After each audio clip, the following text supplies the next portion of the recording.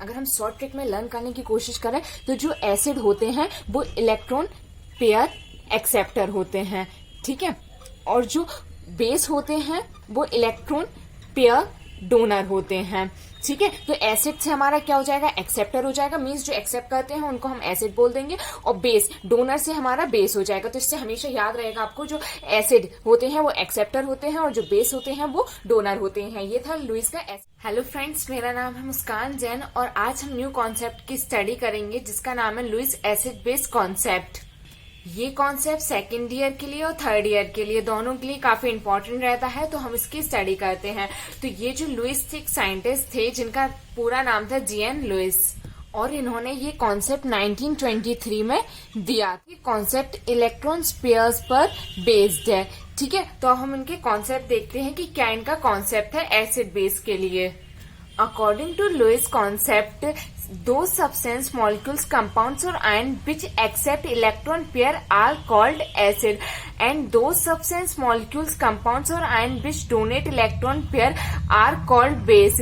Hence, it is proved that electron pair acceptor are acid and according to Lewis ऐसे substance molecules या compound जो electrons को accept कर लेते हैं, जो इलेक्ट्रॉन पेयर एक्सेप्टर होते हैं, एक्सेप्टर, उनको हम क्या बोलते हैं, एसिड बोलते हैं, ठीक है। और जो इलेक्ट्रॉन पेयर डोनर होते हैं, ठीक है, उनको हम बेस बोलते हैं। ये कॉन्सेप्ट और एग्जाम्पल, इनके एग्जाम्पल हम इस टाइप से ये कंपाउंड ले सकते हैं NH3.BF3, ठीक है। हमारे पास एक ये कंपाउंड है, तो यहाँ पर हमें पता है जो अमोनिया होता है उसका एटॉमिक नंबर 7 होता है, हाइड्रोजन का 1 होता है, बोरोन का 5 होता है और फ्लोरीन का 9 होता है, ठीक है। तो हमें इसमें पता करना है कौन सा एसिड है और कौन सा बेस है, ठीक है।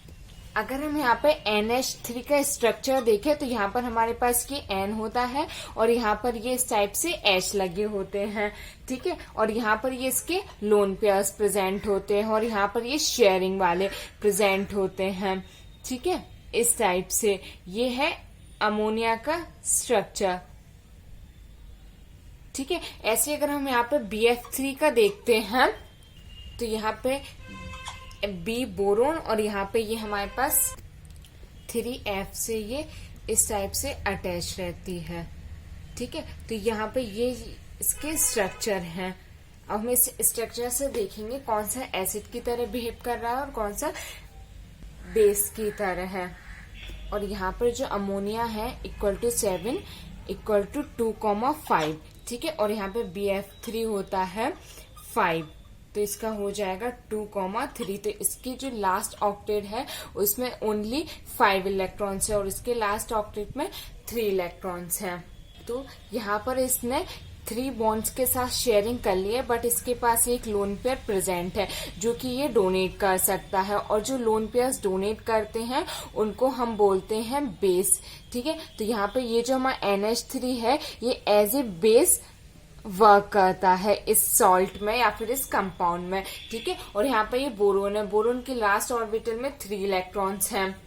इसके पास कोई भी लोन पेयर नहीं है डोनेट करने के लिए, इसलिए ये एज ए एसिड की तरह बिहेव करेगा, क्योंकि ये लोन पेयर एक्सेप्ट तो कर सकता है बट इसके पास लोन पेयर्स डोनेट करने के लिए नहीं है। तो यहाँ पर ये हमारा क्या हो जाएगा, एसिड हो जाएगा। तो इस टाइप से लुईस ने अपने कॉन्सेप्ट को एक्सप्लेन किया था कि जो हमारे इलेक्ट्रॉन पेयर को एक्सेप्ट करते हैं उनको हम एसिड बोलते हैं और जो डोनेट करते हैं उनको हम बेस बोलते हैं, ठीक है। Study Lewis acid. तो अब हम स्टडी करने वाले हैं कि जो लुईस एसिड है वो कौन कौन से हो सकते हैं या फिर किन किन एटम्स, मॉलिक्यूल्स या आयंस को हम मान सकते हैं कि लुईस एसिड की तरह बिहेव कर।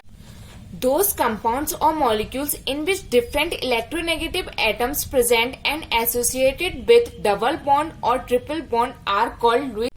वो सभी कंपाउंड्स, मॉलिक्यूल्स और आयन जो कि डिफरेंट इलेक्ट्रोनेगेटिव एटम्स जिनमें प्रेजेंट होते हैं या फिर जिनमें डबल बॉन्ड और ट्रिपल बॉन्ड प्रेजेंट होता है वो सभी लुईस एसिड की तरह बिहेव करते हैं, और डिफरेंट इलेक्ट्रोनेगेटिव एटम्स जिनमें प्रेजेंट होते हैं वो सभी as a Lewis acid behave करते हैं। अगर हम एग्जांपल में देखें तो हमारे पास ये कार्बन है और यहाँ पे ये डबल बॉन्ड के साथ O से अटैच है, तो इसको हम लुईस एसिड कहेंगे। बट क्या रीजन है कि ये डबल बॉन्ड से अटैच है तो हम इनको लुईस एसिड बोल रहे हैं?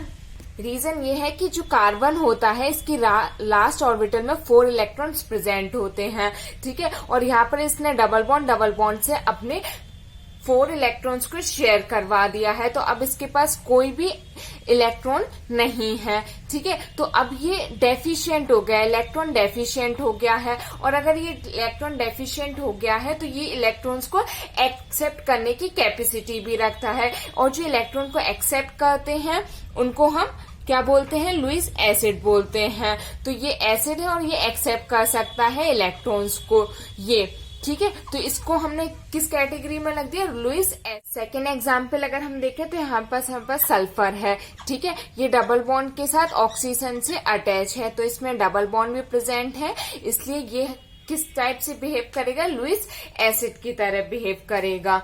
ओके, लुईस एसिड में सेकंड पॉइंट है हमारा इलेक्ट्रोपॉजिटिव आयंस और कैटायंस। जो कैटायंस होते हैं या फिर जो इलेक्ट्रोपॉजिटिव आयंस होते हैं वो सभी बिहेव करते हैं लुईस एसिड की तरह। फॉर एग्जाम्पल अगर हम देखें तो हमारे पास है I पॉजिटिव या फिर NH4 पॉजिटिव, ठीक है, NO2 positive, H3O positive, NO positive ETC। इस टाइप से ये सभी कैटायंस है या फिर इलेक्ट्रोपॉजिटिव आयंस है, तो ये सभी बिहेव करते हैं लुईस एसिड की तरह। जो कैटायंस है वो लुईस एसिड की तरह बिहेव क्यों कर रहे हैं? क्योंकि इन्होंने अपने इलेक्ट्रॉन पेयर्स को डोनेट कर दिया है और ये इलेक्ट्रॉन डेफिशिएंट हो गए हैं, और अगर ये इलेक्ट्रॉन डेफिशिएंट हो गए हैं तो ये इलेक्ट्रॉन पेयर्स को एक्सेप्ट कर लेंगे, इलेक्ट्रॉन पेयर एक्सेप्टर हो गए, ठीक है, और जो इलेक्ट्रॉन पेयर एक्सेप्टर होते हैं उन्हें ही हम एसिड बोलते हैं, इसलिए ये सभी लुईस एसिड की तरह। पॉइंट है ऐसे सभी मॉलिक्यूल्स कंपाउंड से आए जिनका ऑक्टेट कंप्लीटली फुलफिल्ड नहीं होता है वो भी लुईस एसिड की तरह बिहेव करते हैं। फॉर एग्जाम्पल BF3 का एग्जाम्पल हमने भी डिस्कस किया था, और इसका एग्जाम्पल हो सकते हैं AlCl3 या फिर FeCl3। ये सभी भी लुईस एसिड की तरह बिहेव करेंगे। क्यों करेंगे? क्योंकि इनका ऑक्टेट कंप्लीटली फुलफिल्ड नहीं होता है। अगर ये कंप्लीटली फुलफिल्ड नहीं होंगे तो ये इलेक्ट्रॉन डेफिशिएंट माने जाएंगे, और इलेक्ट्रॉन डेफिशिएंट होंगे तो ये इलेक्ट्रॉन्स को अपनी तरफ अट्रैक्ट करेंगे, इसलिए ये इलेक्ट्रॉन्स को एक्सेप्ट कर लेंगे, इसलिए लुईस एसिड की तरह। लुईस एसिड्स कौन कौन से होते हैं उनको लर्न करने की ट्रिक ये है कि जितने भी इलेक्ट्रो डेफिशिएंट आयंस मॉलिक्यूल्स होते हैं या फिर कंपाउंड्स वगैरह जो भी होते हैं,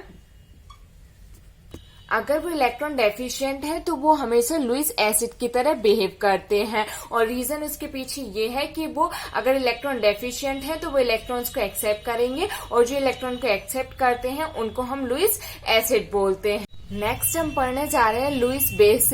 तो कौन कौन से कंपाउंड्स मॉलिक्यूल्स हैं जो लुईस बेस की तरह बिहेव कर सकते हैं? तो जो इलेक्ट्रॉन नेगेटिव आयंस होते हैं और एनायंस होते हैं, ठीक है, वो सभी लुईस बेस की तरह बिहेव करते हैं। फॉर एग्जाम्पल अगर हम देखें तो OH माइनस या फिर CN माइनस या फिर I माइनस या फिर NH2 माइनस, इन सभी के पास इलेक्ट्रॉन पेयर्स होते हैं, क्योंकि ये जो एनायन का या फिर निगेटिव का साइन है ये शो कर रहा है कि इनके पास एक्स्ट्रा इलेक्ट्रॉन्स है, और जिनके पास एक्स्ट्रा इलेक्ट्रॉन्स होते हैं और जो डोनेट करते हैं उनको ही हम बोलते हैं लुईस बेस बोलते हैं, ठीक है। तो इनके पास एक्स्ट्रा इलेक्ट्रॉन है, इनके पास भी एक्स्ट्रा इलेक्ट्रॉन है, इसके पास और ETC। ऐसे जो भी एनायंस होते हैं वो सभी ही क्या करते हैं? इलेक्ट्रॉन पेयर को अपने डोनेट करते हैं। सेकंड पॉइंट है इस पे हमारे पास कि ऐसे सभी मॉलिक्यूल्स कंपाउंड्स जिनके सेंट्रल एटम कंप्लीटली फुलफिल्ड होता है वो लुईस बेस की तरह बिहेव करते हैं।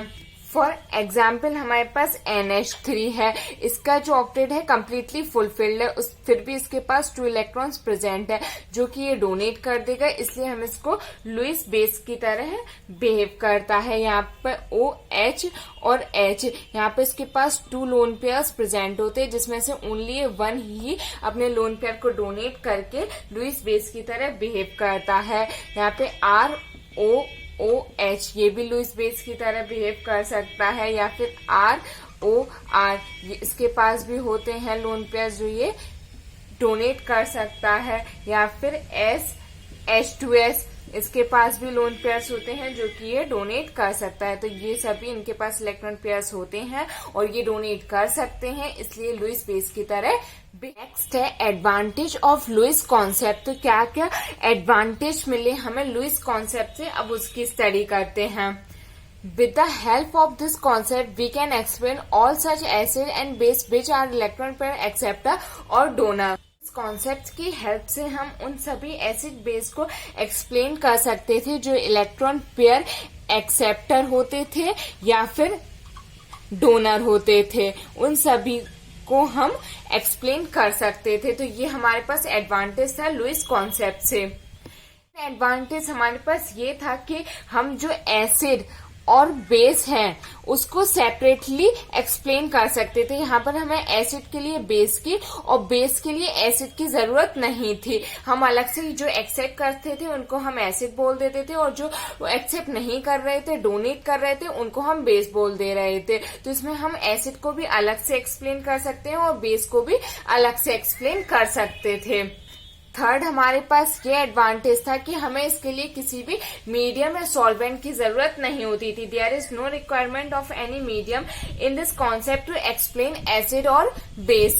किसी मीडियम या सॉल्वेंट की जरूरत नहीं होती थी। Without medium we can explain this. ये एडवांटेज थे लुईस कॉन्सेप्ट के, और इसके कोई खास डिसएडवांटेज नहीं थे।